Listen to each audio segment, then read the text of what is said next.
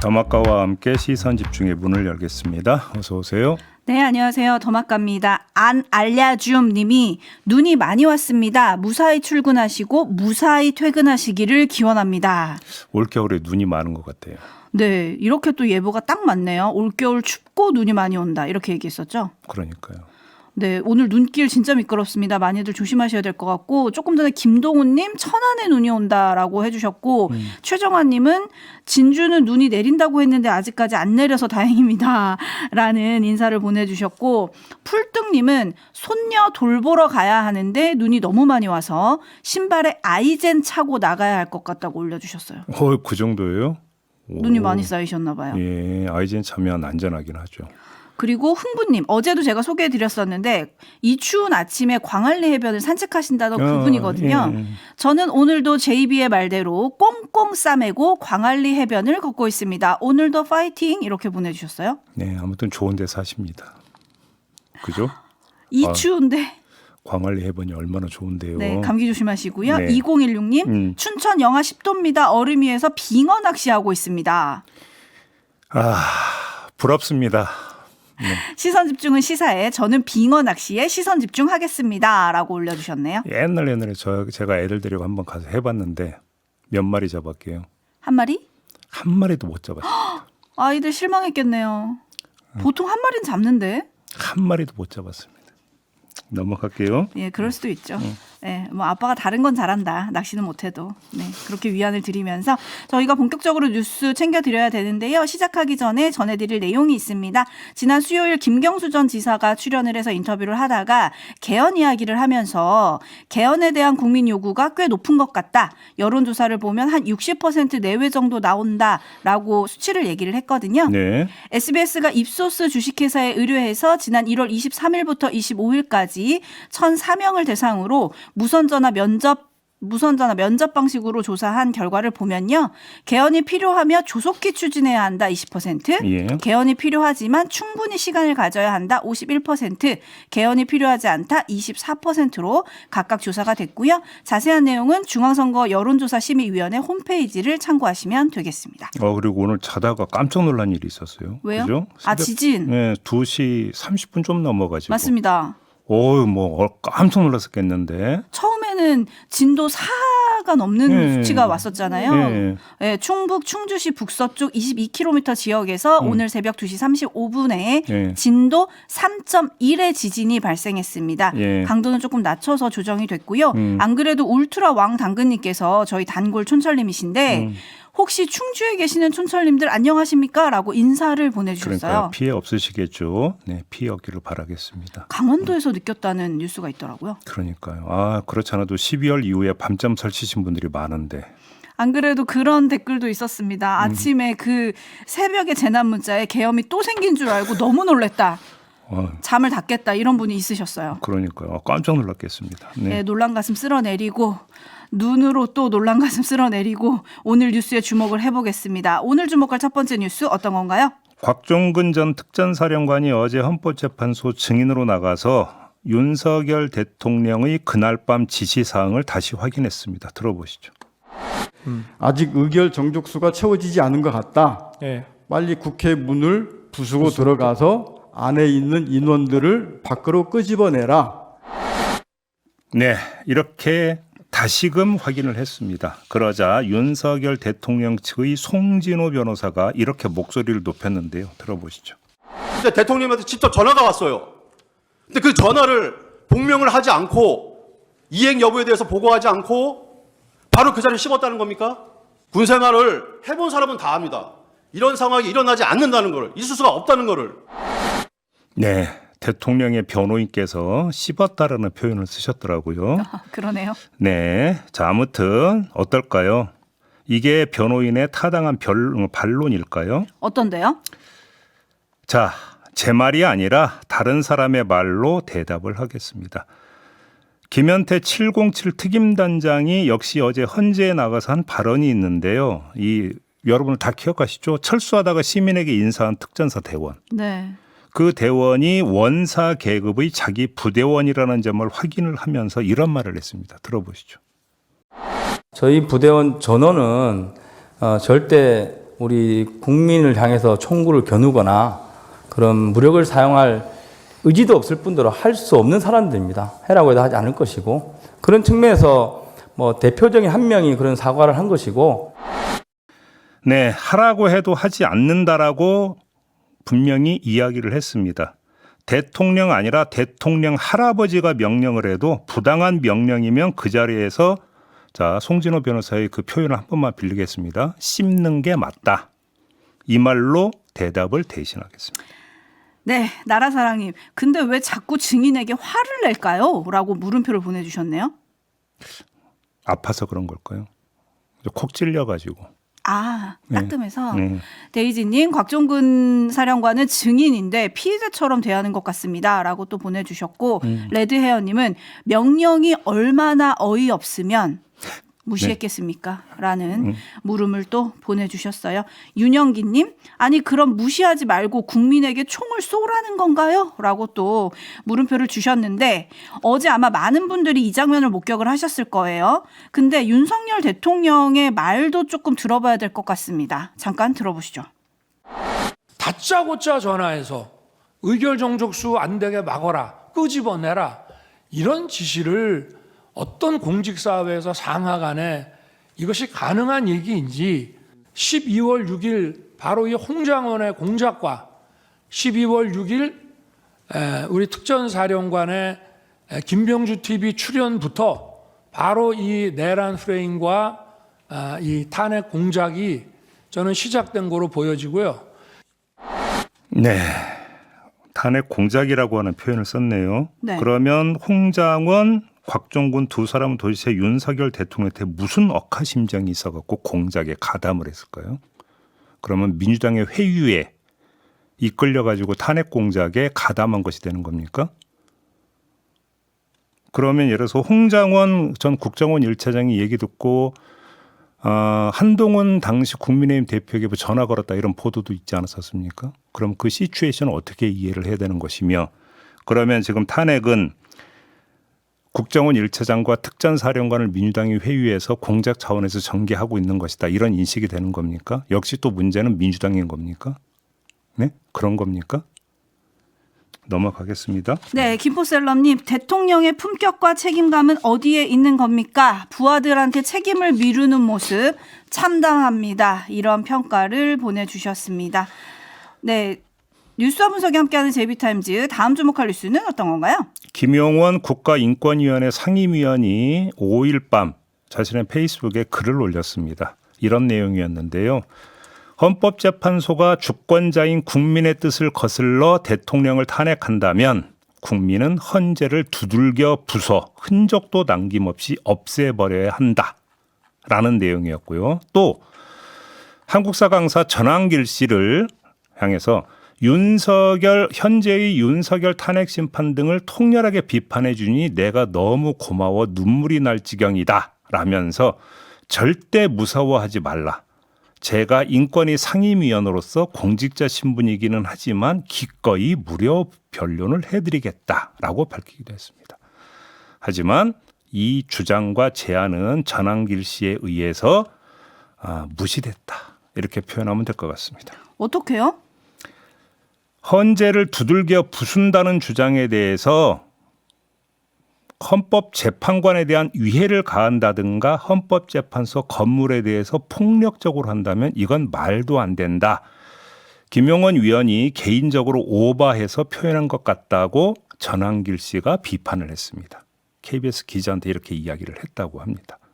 무료 변론 제안에 대해서는 마음은 고맙지만 기존에 친분이 있는 변호사들이 해주기로 했다고 거절을 했다고 합니다.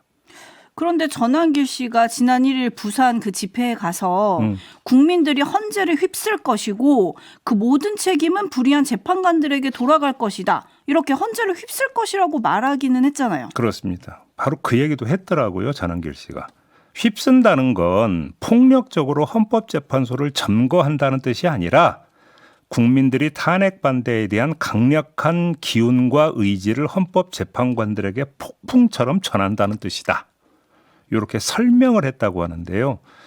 내란 선동이라는 비판이 나오고 민주당이 고발한다는 입장을 밝히자 전한길 씨가 방어막을 치고 나온 듯한데 방어막을 치는 과정에서 김용원 인권위 상임위원을 이른바 발판으로 활용을 했다라고 정리를 하면 될 것 같습니다. 자신의 휩쓸다라는 표현이 왜곡됐음을 주장하는 하나의 발판으로 김용원 위원을 활용을 했다. 이렇게 오히려? 정리하는 게 있을 수 있지 않을까 이런 생각을 해봅니다. 오히려 그렇게 활용이 된 거다. 그렇습니다. 근데 김용원 상임위원 헌법재판소가 국민의 뜻을 거슬러 대통령을 탄핵한다면 헌재를 두들겨 부숴 흔적도 남김없이 없애버려야 한다. 이런 말을 했잖아요. 네. 이게 도대체 무슨 말인지 MBC 기자가 직접 물었더라고요. 네. 답을 들을 수 있었는데요. 잠깐 들어보시죠. 두들겨 부순다라고 말씀하셨잖아요. 그게 어떤 의미인지. 헌법 개정을 통해서 얼마든지 헌법재판소를 폐지할 수 있다 이런 뜻입니다. 헌법을 개정해서 얼마든지 폐지할 수 있고 그런 저희 헌법재판소 폐지도 두들겨 부수는 사항에 속하죠. 두들겨 부순다는 표현은 제가 이 자리에서 여러 차례 말씀을 드렸는데 국어는 좀 했어요. 학교 다닐 때. 네. 두들겨 부순다라는 것은 물리적 힘을 행사한다라는 뜻이에요. 그렇지 않습니까? 그러면 헌법을 바꿔가지고 폐지한다는 게 물리적 힘을 가하는 겁니까? 갖다 붙였다.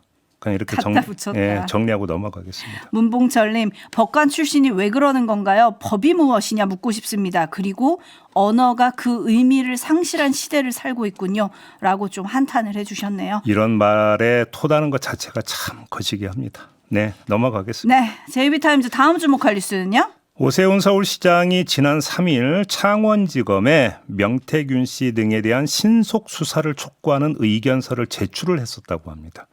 어제 전해진 소식인데요.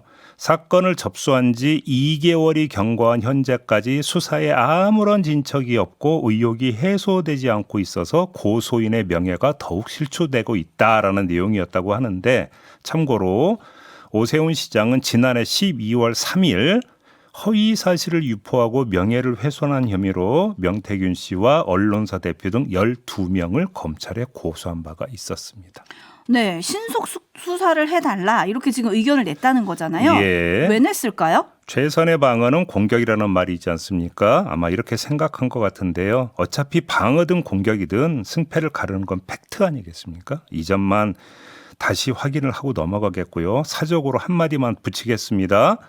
신속한 수사에다가 철저한 수사까지 담보할 수 있는 방법이 민주당은 명태균 특검법이다. 이렇게 생각하고 지금 추진하고 있는 거 아니겠습니까? 혹시 그럼 이거에 대한 입장은 어떠실까요? 한번 물어보고 싶은데요. 오늘 기자들이 묻거나 혹은 답을 할지 그것도 네. 시선 집중하겠습니다. 예. 그리고 저희가 어제 명태균 씨의 변호인이죠. 남상권 변호사와 인터뷰를 했고요. 네. 그 과정에서 이런 내용이 나왔습니다. 지방선거 출마자들에게 공천 대가로 돈을 받았다는 혐의로 지금 기소가 된 거 아니겠습니까? 명태균 씨가. 네. 근데 같이 기소됐던 미래한국연구소 전 김태열 소장의 진술이 달라졌다는 겁니다. 검찰 조사에서는 공천 대가라고 했지만 그보다 앞선 지난해 10월 이건 남상권 변호사의 표현인데요. 네. 민주당의 노시성을 가진 의원과의 통화에서는 공천 대가가 아니라고 했다.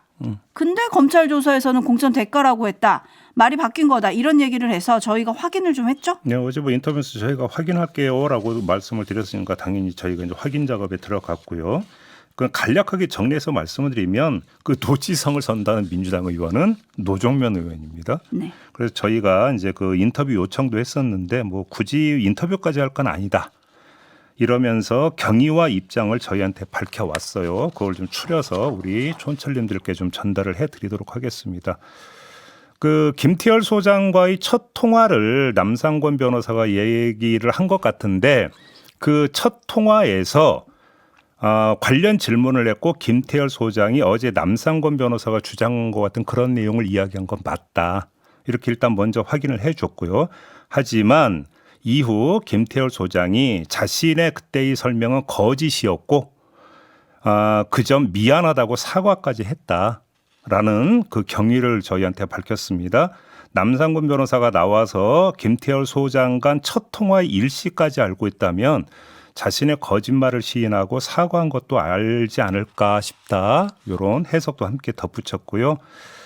아무튼 그 김태열 소장은 자신과의 첫 통화 이후에 사실대로 말하겠다고 결심한 것으로 자신은 이해를 했고 그래서 그 뒤에 공천대가라고 검찰에서 진술했다는 게 오히려 사실에 부합하는 진술이다. 이제 노정면 의원은 이런 얘기를 했습니다. 그러면서 또 이런 어떤 해석도 함께 저희한테 전해왔어요. 이 돈을 선거 홍보 대행비로 인정할 근거는 전혀 없고 지방선거 홍보 대행에 1억 2천을 쓴다고? 그 돈을 예비 경선도 통과하기 전에 이게 납득이 될 수 있느냐? 이런 거 이야기도 함께 해왔고요. 마지막으로 이런 주장은 명태균 씨에게도 도움이 안 될 텐데 좀 안타깝다. 이런 입장까지 밝혀왔다라는 걸 우리 촌철님들께 보고드리도록 하겠습니다. 네, AS 확실한 시선 집중 계속 시선 집중해 주시고요. 네. JB타임즈 다음 주목할 뉴스는 어떤 건가요? 어제 뉴스 많이 됐죠. 오늘 조가 보니까 다들 일면 톱이던데요. 대왕고래. 네. 산업통상자원부 고위 관계자가 어제 대왕고래 1차 시추 결과를 브리핑하면서 이렇게 말했습니다. 가스 징후가 일부 있었음을 확인했으나 규모가 유의미한 수준이 아니어서 경제성을 확보할 수 있는 수준이 아니었다. 구체적인 수치와 데이터는 전문 분석이 끝나야 값을 얻을 수 있어서 지금은 말씀드릴 수 없다. 하지만 대왕고래 자체의 가스 징후가 경제성을 확보할 수 있을 정도의 수준이 아니었다. 이렇게 밝힌 겁니다. 결국 이렇게 끝나는 건가요? 대왕고래의 꿈은? 일장춘몽으로 끝난다라고 봐도 될 거 아니겠습니까? 그렇죠? 70년대에 그 송창식 씨의 노래였나요? 자 떠나자 동해바다로 고래 잡으러. 그 노래 혹시 아십니까? 저는 모릅니다. 아, 알면서 모르는 척하는 것 같은데 왠지. 뉴스에 집중하시죠. 진실만 말해야죠. 진짜 몰라요? 네, 데이지님이 대꽝고래가 되어버렸네요 라고 해주셨는데 따져봐야 될 게 좀 있잖아요. 따져봐야 될 게 많은데 어제 뭐 언론이 어제 오후부터 뭐 계속 여러 가지를 따졌으니까 여기서 그 되을지 않고요. 저는 이 소식을 들으면서 가장 먼저 떠올랐던 단어는 업체명이었습니다. 액트지오. 액트지오. 네, 저도 궁금합니다. 액트지오. 자, 일단 아무튼 시추 결과가 이렇게 나와서 그래서 그 산업부에서 앞으로 어떻게 할 거냐 요거부터 먼저 설명을 드려야 될 것 같은데 시추 과정에서 수집한 데이터를 정밀 분석하기 위해서 미국 업체 코어랩과 우선 협상을 진행하고 있다고 합니다. 근데 이미 거의 판단이 내렸는데 또 데이터 정밀 분석하라고 해서 그러면 또 계약을 맺고 또 돈을 낸다. 한 100만 달러 규모라고 하는데 아무튼 뭐 절차가 그런가 보다 하고 넘어가겠는데요. 자, 이러면 액트지오는 어떻게 되는 거냐? 이제 빠이빠이가 된다는 겁니다. 이제 끝났다.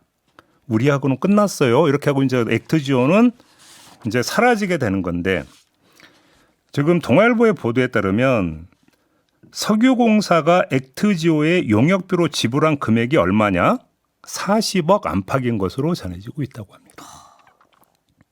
40억 원을 받아서 빠이빠이 하고 이제 간다라는 이야기가 됩니다.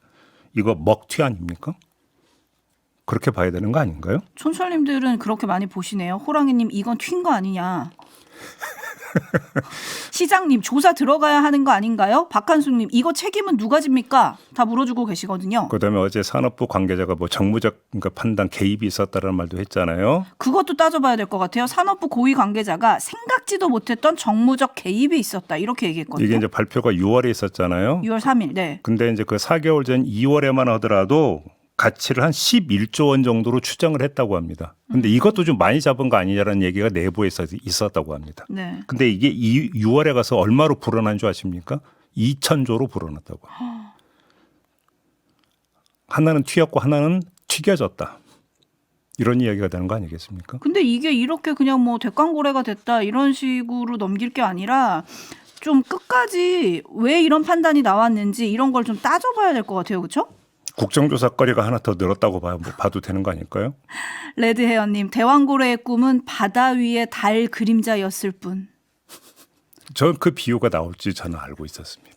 네, 그리고 신원서파님 대왕고래 사업은 이렇게 넘어갈 일이 아니고 제대로 수사해야 한다고 생각합니다. 그걸 오늘의 결론으로 내리면서 JB타임즈는 마무리하도록 하겠습니다. 담화가 수고하셨습니다. 고맙습니다.